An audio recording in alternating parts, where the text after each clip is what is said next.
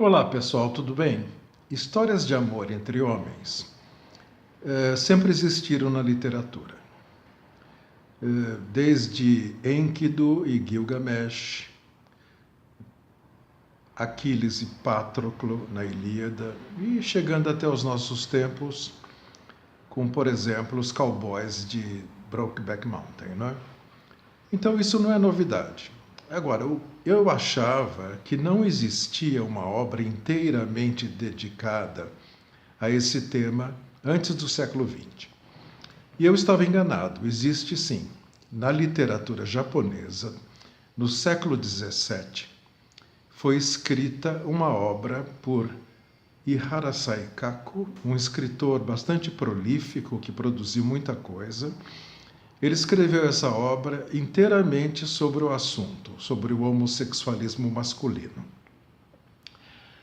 É chamada de Nanshoku Okagami, que normalmente é traduzida como o grande espelho do amor masculino, mas a gente poderia simplificar dizendo que é o retrato do homossexual, alguma coisa assim, um retrato completo do homossexual masculino.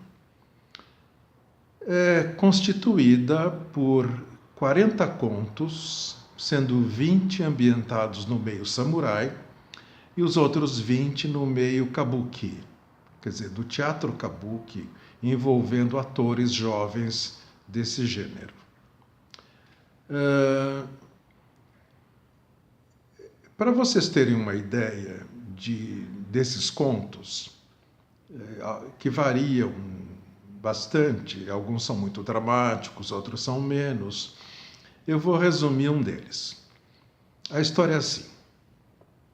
Um samurai pobre, ele não tem senhor, portanto ele é pobre, vive sozinho, ele produz artigos de artesanato que ele vende no porto para sobreviver. E vive numa casinha bem pobre. E se enamora de um ator kabuki, um jovem ator adolescente. E ele toda noite vai assistir às peças de teatro onde o rapaz atua. Numa ocasião, numa noite, dois atores se atrapalham com o texto, erram o texto. E o próprio rapaz, que era objeto de amor do samurai, que se chamava Takii Sanzaburo, erra também uma passagem. E aí um grosseirão lá da plateia, um homem forte, mas grosseiro, começa a gritar, fora do palco, fora do palco. E isso provoca uma comoção, um escândalo, mas ninguém ousa enfrentá-lo, porque ele era um conhecido perturbador da ordem. Na saída do teatro, porque os atores bem ou mal conseguiram terminar a peça, na saída o samurai chama esse perturbador e quando o grosseirão se vira, ele com um golpe só de espada ele decepa a cabeça do homem. E foge, porque evidentemente ele seria procurado pela polícia, ele seria pego pela polícia. E vai se refugiar numa casa que, por coincidência, era de um conhecido do ator do teatro, do jovem ator. O jovem ator, então, fica sabendo que ele estava lá e vai lá para agradecer o fato dele ter vingado a ofensa. E os dois ficam juntos como amantes durante um tempo. Aí chega uma carta dirigida ao samurai, dizendo que a mãe dele estava muito doente e que ele precisava ir lá vê-la. Ele viaja, ele vai para lá, e nunca mais volta e nunca mais dá notícia. O rapaz então fica deprimido, sozinho, abandona o teatro, nem mais atua, e vai se depauperando, vai ficando fraco, vai perdendo a beleza, e vai enfraquecendo, vai adoecendo e morre. Morre aos 19 anos. Essa menção dos 19 anos não é gratuita.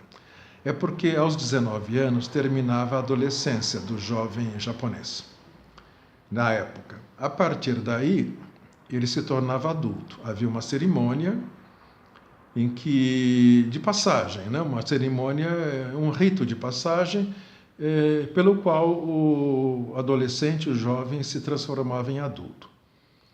Então, ele morre antes de virar adulto, né? Ele morre ainda adolescente, ele ainda é um jovem adolescente.